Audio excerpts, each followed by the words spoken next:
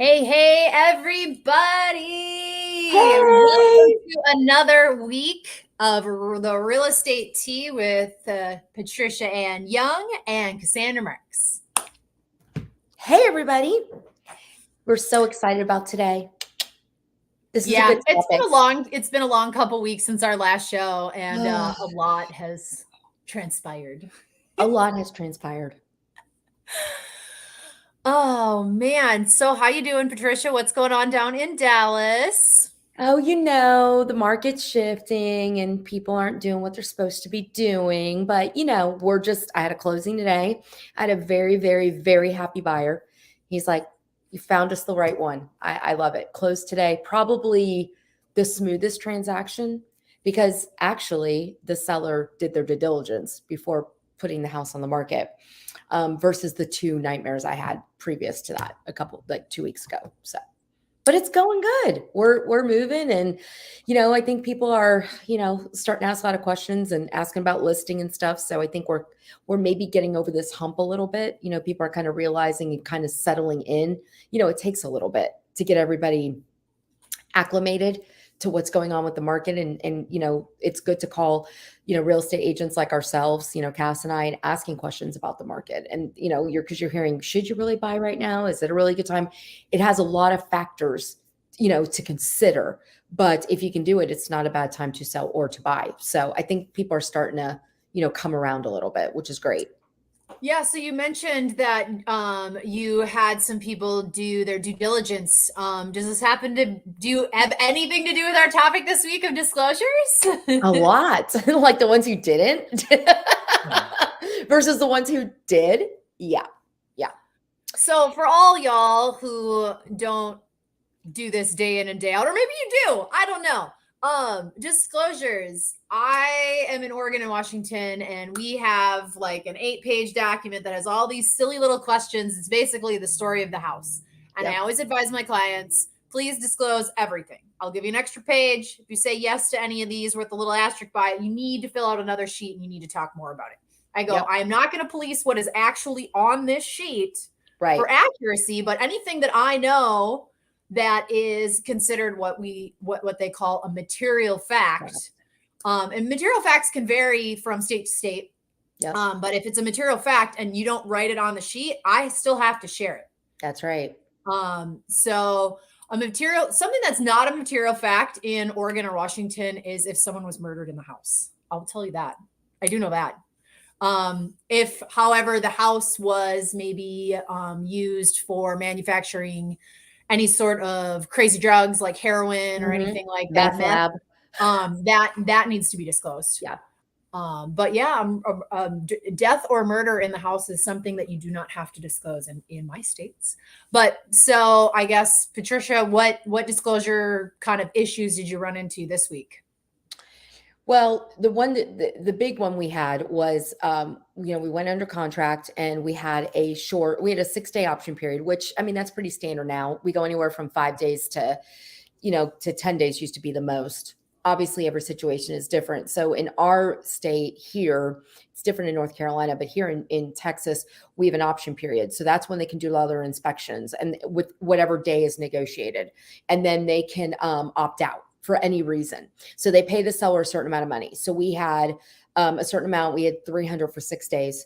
And we went in and we did the inspection. So we executed the contract like on Sunday and option started the next day. So Monday, going through the following Saturday. They had their inspection on Monday.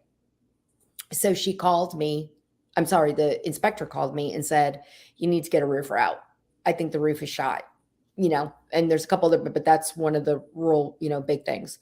So I immediately called the listing agent and I said, hey, listen, I want to let you know, I'm not looking at a report, but the inspector is telling me, super inspector, that's one of our main inspectors. And he said, the roof's not good, to get it checked. So I'm going to get my roofer out, but can you let your seller know, let's get an adjuster out, because the adjuster is the one that has to make that call. Right. But let's make sure. So that was Monday. Well, lo and behold, Thursday rolls around and they decide to call the adjuster. So the option ended on Saturday. So our little 6-day option period turned into a 14-day option period. And the listing agent was newer. She didn't know what she was doing. And it was kind of, and she's like, well, why don't you just write it up and whatever happens, happens. I'm like, no. We need to, to know what's happening. So my roofer went out and he said, it could go either way. Here's a cost for replacement. Here's a cost for repair. But I mean, the repairs to replace it, of course, was like 21, and to repair it was about 6. So there was a lot of hail damage and stuff on it. And so we ended up taking it where the adjuster finally went out. We ended up not getting the report until the following Thursday. So that whole time, everybody's on edge. You can't order appraisals. They're selling their house. These people had to move into another house. So you can see where this can create a massive problem. But the thing is that if this stuff would have been handled up front, because when I go on a listing appointment, the first thing I always ask somebody, when's the last time you checked your roof? Because, we do have a lot of hail here, but it depends. Yeah. You may have had like pea-sized hail and the roof is fine, but still get a roofer out to check the roof. And the roofer thinks the roof is not good, you get the adjuster out. If it's not, it's not. We have a report. So then we move on, and it just makes life easier, but in that same house, we had a plumbing issue come up and they asked, here, anything plumbing, electrical has to be done by a licensed vendor. It says it in the contract. And she's like, can he just do it himself? He's done it 3 other times. Let me look at the disclosure. That wasn't mentioned. See, and that's the biggest thing that's going on right now is that kind of stuff. Like, you need to disclose this stuff if however things are going, and people are not disclosing. No. But the other question is what are the ramifications? So let's talk about my house, my personal house. So we bought this house. It was built in 1901. The people who we bought it from, they had lived here for 55 years. Their grandchildren are like our age. And, we're sitting here going, okay, looked at the disclosures, asked them all a bunch of questions, right? Okay, closed the house in actually 3 years ago today. Yay! Yay! House anniversary! Yay! Just realized that. And so we went to, we moved in and we're going to do renovations because it's a really old house. So we started gutting stuff. We were gutting upstairs and it was like January. So all it does is rain here. And in Oregon, Southwest Washington, you get a lot of south-driven rain. And we went to bed. And we got up in the morning. We were going to get up and start doing some more work. And my husband went upstairs and goes, the floor is soaking wet upstairs. Oh, my God. So the people that installed the new windows, well, I don't know how old they were. They're newer. Yeah. Did not flash them properly. And so the south-driven rain was coming in, and there's weep holes at the bottom of the windows. And those weep holes, the water comes out of those weep holes and then goes down the house, right? Well, they put a piece of flashing there. So it was actually getting into the flashing, going like this and going back into the wall. Oh my God. I shit you not. It was like May or June. And we were talking to our neighbors across the street and they're like, oh yeah. They're like, Lou and Marlo has always had a hard time with the windows leaking on the south side of the house.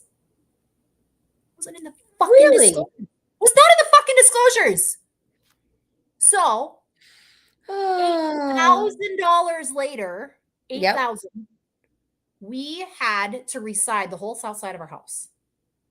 Then another $4,000 later, we had to reframe and reflash all the windows on the entire fucking house. Oh my God. I talked to a real estate attorney because I'm not one. And they said that if we wanted to take action, we would have to get the neighbor across the street who knew that the windows leaked to write and sign an affidavit stating that they need that so that we could go after the sellers. Because if we would have known that, we would have offered less for the house. Well, yeah, because you had to do the work. So, I mean, we were $12,000 in work. That was because it wasn't disclosed. And we paid over for this house because everyone knows in the last 3, 4, 5 years, you've been paying over for houses. You paid over. Well, and the thing is, it's the biggest lawsuit disclosure is here in the state of Texas. And, like you were saying, we can't guide them, about how to fill that out. I just tell them, I hand it to them. I said, listen to me. You have to fill this out to all the acknowledgement, the best that you know of everything in your house. If you've got a thing in your tile, chip in your tile, if you've got a broken, blind. I mean, it's got to be everything. It's, because people need to know. And I do believe there are sometimes, people forget the little stuff like that. But I had somebody one time tell me, oh, I forgot I had foundation work done. How do you forget you had foundation work done? I mean, by the time I got the paperwork, it was $17,000. How do you forget that? But on that note, though, too, I was under contract with another buyer and we ended up opting out because when we got to the inspection, we had 65 days of drought here. We had no rain. So when we did the inspection, he flagged the foundation like all over the house. So I called the listing agent and I said, you need to get a structural engineer. Not a foundation company, a structural engineer. And you guys are going to need to pay for it. It needed 37 piers. And he said that he doesn't even think the house would be level. That's insane. Okay. So they bought this house 1 year ago. So you know what that means? They didn't do an inspection. Because not that the garage door wouldn't open and there was 3 inches like gap in the garage alone. Now, that didn't happen in 1 year. That did not happen in 1 year. They did not inspect when they bought because that's the way the market was. See, that's the other thing. There's not only is there disclosures, but you need to do inspections. I'm sorry. Yeah. But anybody who bought a house without an inspection. Crazy. Yeah. Now that's going to have to be a rental house because now they have to disclose that report that structural engineer saying that they don't believe that this house will ever be level. That now what do you do? I mean, maybe someone doesn't want a level house. I don't know who would. You walking like this over time. Yeah. Like I swear, like half the really, really old houses in Portland are that way. You bring like a golf ball to the showings. Yeah. And you put it on the floor and you just watch where it rolls. And like none of them. Especially the pier and beam, because I have somebody under contract right now with pier and beam, and it was built 45. And I'm going to tell you though, this is a magnificent house. And this house is solid. I mean, it's never had found. I mean, you can just, everything. This is copper pipes that will eventually need to be changed. But this house is, it's raw. Talk about cool. But I think sometimes the houses back then were built better than the houses are built now. It's like, oh, we'll get your house up in 5 months. Okay, slow your roll there, Spidey. We don't need it that fast. No. No. I like to have my house in 8 months. So there's that. So then disclosures for new builds, like they are 100% shielded from that. They don't have to disclose anything. And like everyone that I've talked to, they're always like, oh, it's a brand new house. We don't need an inspection. And oh like, God. Yes, you do. Yes, you know why? One of the biggest things, the pipes, because they throw all their garbage, concrete and everything down. And then the pipe, all of a sudden it gets shower backups. I can't tell you how many people have moved into a new house, call me like 3 weeks later, my shower's backing up. Of course it's backing up. There's probably concrete and crap in there. So yeah. Please get an inspection. The other thing that I've found a lot on new homes is that they will not pave the driveway right away. And that's where the pipe is to the sewer. And they'll crush the pipe. And as soon as you close, if you did not do a sewer line inspection, that is your problem. Yep. And so it's just, like you're you a professional.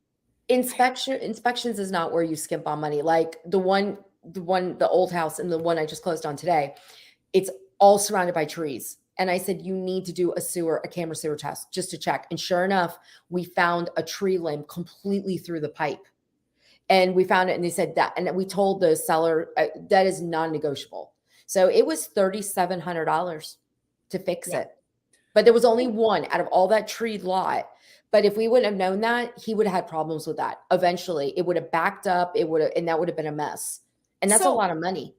With your disclosures, I guess, it's going to potentially cost you money, but it will cost you more money in the end if you end up going to court because you knew about something and they can, I know that they have to prove it, but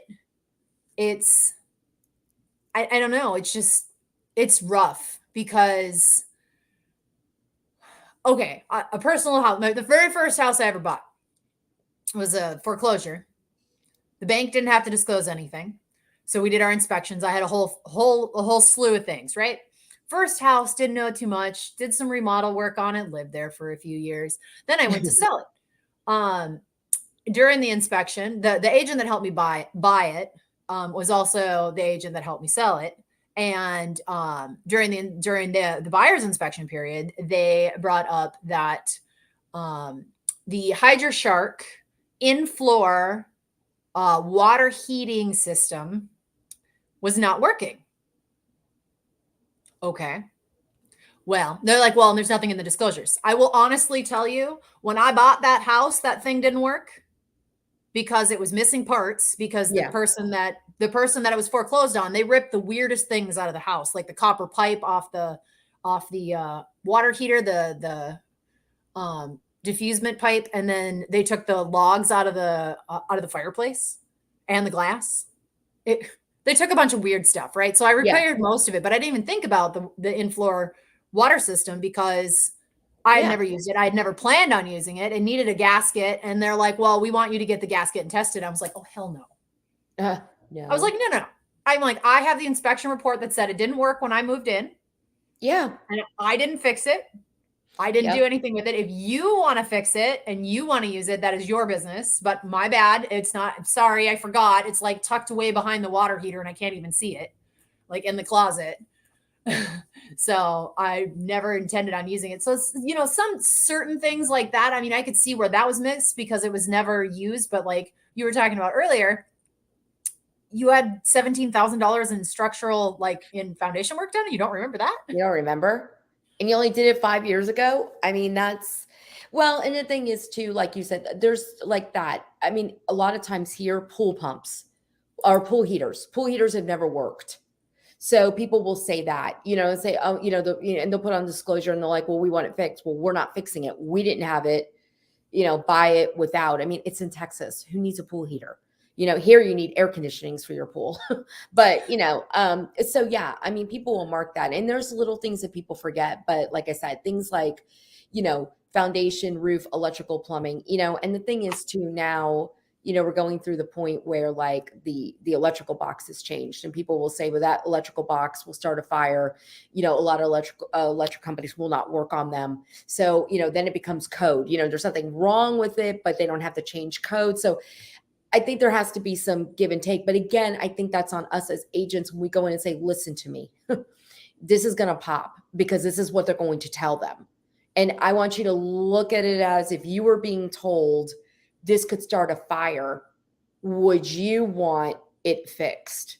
So, but if we discuss this up in the front, before we're in a 5-day option period, we're not in a panic, it makes it a lot easier to explain to the sellers and then they understand. You're not going to do everything, but you could say, hey, we did do this. So we're very limited in what we're going to do in repairs. Well, and the thing that frustrates me the most is because like, okay, so you're talking about the electrical box. I had one of those, right? I had one. I was representing the buyers. They were friends of mine. And we walked into the house and I saw that electrical. The second I saw that box, like that's one of the things I check in almost every single house I walk into, especially when they're like 60s and 70s, is to see if it's there. The box is still and there. If it is, I'm like, that's immediately going to be flagged on the inspection and it's immediately going to be put in there. It's just like, it's a non-negotiable. Right. And as a listing agent, I also do the same thing. I go and I walk through the house and I take a look at the boxes to see what's in there because, you want to know the age of the water heater. You want to know the age of the heating system and the air conditioning system. You want to know like this is like due diligence disclosure 101 for an agent when you're going to list properties or when you're looking at properties. And I think a lot of that has been lost over the past few years because so many agents, like the house that my clients bought, like I had to fight tooth and nail for that one, tooth and nail. And the listing agent's like, I don't understand why it's such a big deal. I'm like, because the box is supposed to be replaced because it starts fires. Yeah. And nobody will work on them and they won't work on them. So no. Yeah. And like sometimes even lenders won't lend on them when they find out that they're in there, they won't lend on them. And so like your job as a listing agent or as a buyer's agent is to to know those items that come Yep. up frequently, like those things, and the way to get around them. I had a girlfriend who's a friend of a friend. They're selling a place, and they were under contract. They had an inspection done, and the buyer just walked away because it supposedly sounded like a money pit. And I was like, okay. I'm like, What does that well, mean? what does that mean? I'm like, I could tell someone something's a money pit and it's not, but it's like, I guess kind of a negotiating tactic sometimes. It depends. It depends like how much It your depends on people, how it's handled. Right. well, Yeah. how much your people want to do or are capable of doing. But like, Exactly. Exactly. but they're like, okay, the water heater is old. I'm like, okay, is it working? And they're like, yeah. I'm like, That's not okay. it. Yep. I'm like, all right, next. And then they said that the pipes might be bad. And I'm like, okay, are they leaking? Well, one, I think one is. I'm like, okay, well then have a plumber come out and take a look at it. And then Yep. another one was, oh, the foundation's crumbling. And I'm like, okay, get a foundation specialist out. And obviously I'm not representing this person. It's in another state. But it's, they came to me because I was their trusted professional. Yeah. And I said, well, this is what I would do in this case. Yeah. And I like gave them a list, and they're like, well, my agent's not doing any of that. And I'm like, well, then you need a new fucking agent. Like, I don't care if they're your sister or your aunt or your brother or whatever, but like, that's why so many people get into this business and don't do a good job, because there's more to it than just signing a contract. There really is. And the And thing disclosures is, is a huge part of it. it Disclosures and is. negotiating disclosures and negotiating inspections is huge. Yeah. That's the main thing of it. I mean, not only that, but like you said, going on that listing appointment and knowing what to look for and telling them, listen, this is going to pop. You're going to have to do this. I mean, I want you to look at it on the opposite side. When we look for houses on your side, Yeah. we'll make sure the same thing. But when people buy older homes that, anywhere from that 40 to 75, is where you have to watch. You got to watch pipes, you got to watch the boxes, plumbing, and all that. But you have to know what, if you're a good agent, you're going to say, listen, these are if that's a good buyer's agent, then these are the inspections they're going to do, and they're going to ask to do, because you live and you learn. So somebody is a newer agent may not know to do a camera test and stick that camera down there. And if they do, well, you're home free right there, because there's no way of knowing, but you got to tell these sellers up front. And like we talked about earlier, we're back to pre-inspection stuff and having a pre-inspection. Listen, I know we're disclosure state and people freak out about that. But the thing is, would you rather know now, or would you rather know when you're under contract and we have 5 days? How do you want to deal with that? It doesn't mean you have to do everything. You have to disclose it, but they're going to find out anyway. And it makes it easier, because then there are a couple things that you could say, okay, then it takes that stress out. Then you could say, okay, great. We're going to do A, B, and C, but these are things that are code, and then you can give the inspection report if they want it, if the buyers give it to you, or what, or you have it now, you have to disclose it, but you could say, here's the report. And some people may not even do their own inspection because it was just done. I mean, that's up to them too, but it makes it easier, then we know how to deal with it up front. No surprises.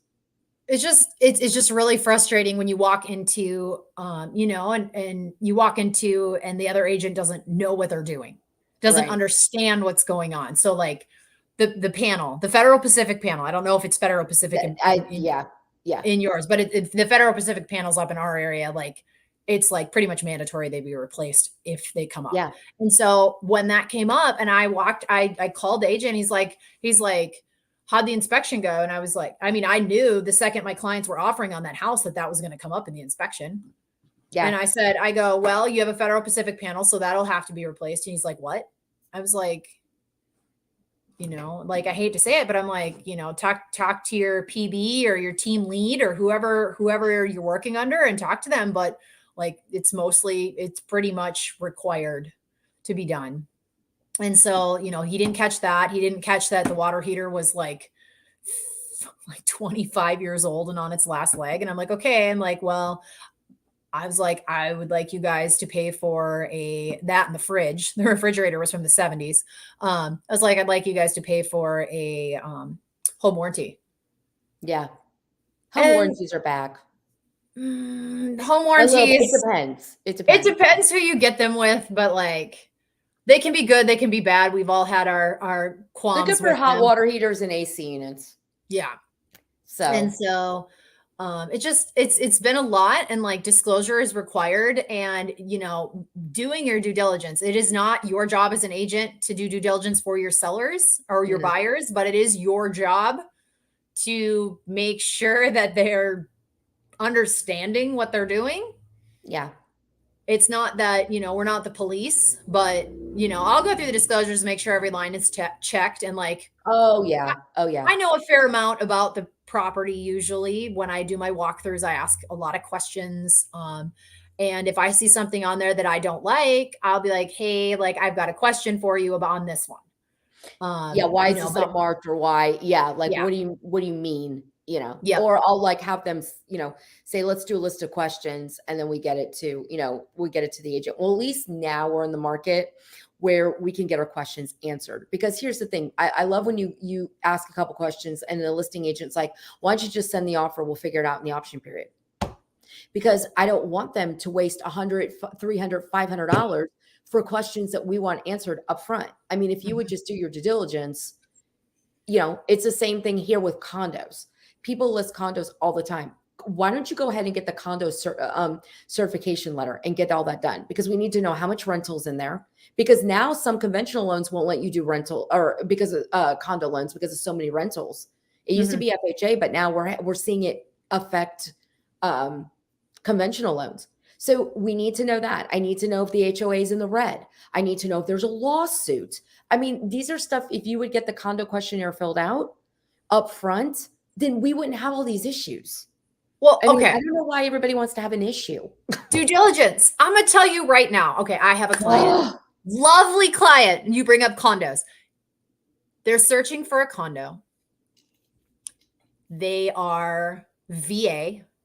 So not all condos are VA and FHA approved. Oh, right, exactly. I would say 9 times out of 10, they are approved and it's not marked, or they're not approved and it's marked. Yeah, that's why you always have to ask, can they do FHA or VA? The first thing I do is I send it over to the lender and I'm like, hey, can you validate that this HOA is VA approved? Because I'm not going to drive an hour and a half across town to go show a condo that the listing agent didn't do their damn due diligence and mark the right damn boxes. And it's infuriating. And then I'll text them, like when I find out it is or it isn't and it's like wrong, I'll text them and be like, hey, like, I'll sign up for a showing time, and then I'll be like, hey, they're like, I'm canceling my showing time. And they're like, well, why? And I'm like, because you've got it marked as VA approved and it's not. Yeah. So good luck. All they have to do is call their lender. They can even find out from calling their lender. And then I'll go, and then like 2 weeks later, I'll see a price reduction on the condo come through on the search for my client, and it still says VA. And I'm like, they're hiring these people that just don't care. They're just a fucking paycheck. Yeah. And that's what's bad about it, because then when you get agents like us who get the buyer in there, then we're fighting tooth and nail to get through everything else, to get them to the finish line, if we can get them to the finish line. And then everybody's frustrated. And that's why people get these nightmare stories and don't want to buy houses and hate real estate agents. And it's like, if you don't know what, listen, everybody was new at one time, just get a mentor. Just say, I'm not sure. I've never listed a condo. I'm going to bring somebody else on and you co-list it. I mean, at least learn. I mean, this is somebody's largest investment. And especially now with the way the market's changing, like people are listing houses, they're going back 3 months. You can't go back 3 months when you list a house anymore, but they're still doing that. And I noticed that today I did some numbers today. Like my people want to put it at 5. There's no way. And really it's probably going to have to be low 4. And people are still listing where they shouldn't be listing. I'm looking at these numbers going, there's going to be a problem. We're going to start with, there's going to be appraisal issues right here. So you can see it, so I go back like 30 days to 6 weeks. And that's, but again, it's learning. I mean, everybody can be new, but you just have to, you need a mentor. You need a mentor. We sign we say that we're going to do our due diligence for people. I mean, that's in our creed that we're going to. It's in the fiduciary responsibilities. Yeah, that's a fiduciary responsibility, and people are not doing it right now, and it just blows my mind. I'm like, people, oh my God. And you don't want to be in, and you can tell from the first time when you call if an agent knows what they're doing or not, just by a couple questions that you ask. You're like, okay, I see what kind of transaction it's going to be. Yeah, I've had a couple of those recently and it sucks. So, Judy said, my state is non-disclosure. Oh God. That, oh oh Lord. Can you no. imagine that? Oh my God. Non-disclosure state, especially here with all the foundation and everything we've got going on. Oh my God. I'd be scared to sell real estate. Judy, you are a saint, woman. Oh my God. I'm telling you. I I mean, can't even even imagine. with disclosures though, like you still have to prove that they You still know. have to So prove it's it. like, yeah, like, I mean, the people that sold my house, they were like in their mid 80s. And like the guy who sold my house was the boss of the guy across the street. Like they're not, and they lived across the street from each other for 30 years. Like they're I not know. going to tattle on each other. So I'm like, well, I guess I'm just shit out of luck. Well, it's But funny. I had a house a couple years ago, sold it to him. It was a flip. It was beautiful, but you never know what's behind the walls, right? So we start doing all these inspections. We did plumbing, we did all that. Okay, so there was an issue in the master bathroom. So we got through it, we got through everything, and we closed. 6 months later, started having an issue. They call the company out. They call company, a plumber. The guy walks in the house and goes, I was here before. I've been in this house. I know exactly what, hold on. I pulled up his, I know exactly what the problem is. So my people sued because that plumber was in that house. They didn't disclose any of that. I mean, it was a almost $30,000 lawsuit. I mean, it was like, just for the damage that was done. They had to pull up all their flooring, their bathroom. I sold the house. I resold. So we just, we had to disclose that there was a lawsuit. We had to disclose, but everything had been fixed. And here's all the, we had all the paperwork and everything. But yeah, yep, they didn't disclose. yeah. And also, like, I'm a firm believer in karma. Like, Yeah, karma will get you. And so, like, yeah, we chose not to go after the sellers of our house because I felt like karma would give me something in return. Like, yeah. fine, just do it, whatever. Like, I don't know if I'll ever get the answer to that karma, but it hurt the checkbook a little bit. Well, and the thing is that, like I said, even if you're not buying a brand new home, I mean, like you said, even if buying a new home, you've got to do, and I tell people, if you don't want to do the inspection up front, please do the inspection before your warranty is over. Do the inspection sometime so they could at least see, but it's better to do it up front because then they'll fix it, and like I said, but I don't know. I think people, like you say, need to just, I think a lot of it is on the real estate agent. It is going in and letting, and us educating and saying what, did you do this? Did you do that? Jarring their memory. When's the last time you did that? Let's get somebody out to look at it. I know it's a pain. I know you don't want to disclose it, but you're going to have to anyway. Our job is to have tough conversations. It I'm is. not here to be light and fluffy. I'll be nice all you No. want. Like, I'm not going to be mean or rude about it, but No. ultimately, like, my job, you're hiring me to sell your home for the most amount of money in the least amount of time. And I'm telling you that this is what you need to do and to do that. And I'm sorry if you don't like it. You can go with someone else and it can take you 6, 7, 8 extra months to sell it or whatever. Lose thousands of dollars on it, but it's the market is shifting right now. And so you have to be very laser focused and go in with everything that you need to do and be honest with your clients. And if your clients don't want to accept you for being honest, then you've done your job. Yep. And if that means you miss out on a sale or two here or there, you're working with your people, the people that value you and value your expertise. And the thing is, when you list a house, like for me, I've got that one house that, came back on the market. And now it's a hot, it's just become, because the market's dropped so much. So, but every week they get showing time reports to see, the buy, where are the buyers? They get their numbers every week because we have to watch it every week and see what's happening. I mean, these are just things that you have to do. You don't just stick a sign in the yard and go, okay, see you when we get under contract, especially you now. Don't?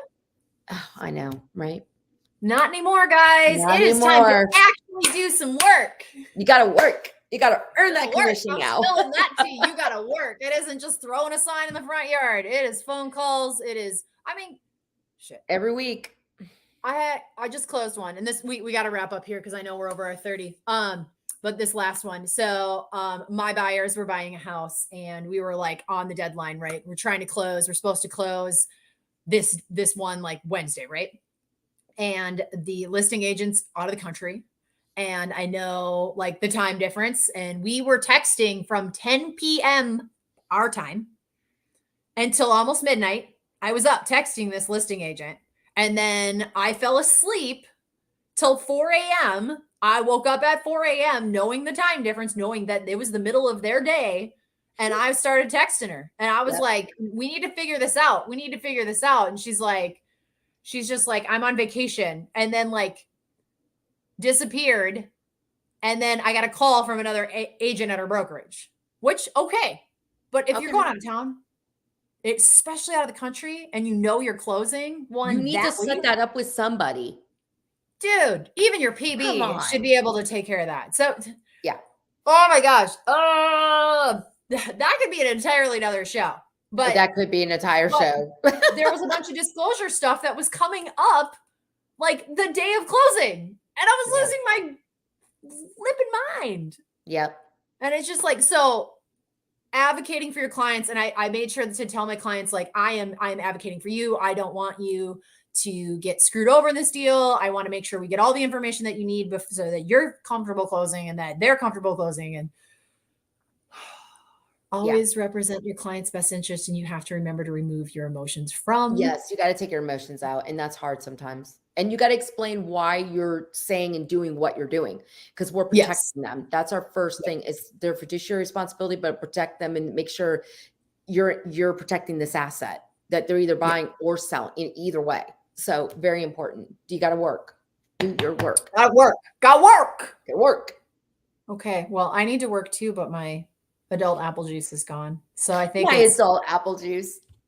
Actually, it truly was just apple juice. I just have tea. So, but my game's on tonight. So Bills. What? Yay, sports ball. So yeah, so you know where I'll be from 6 to about 8:30. No one call me because I'm not answering. I'm calling you. I'm sorry, I'm unavailable during the football game.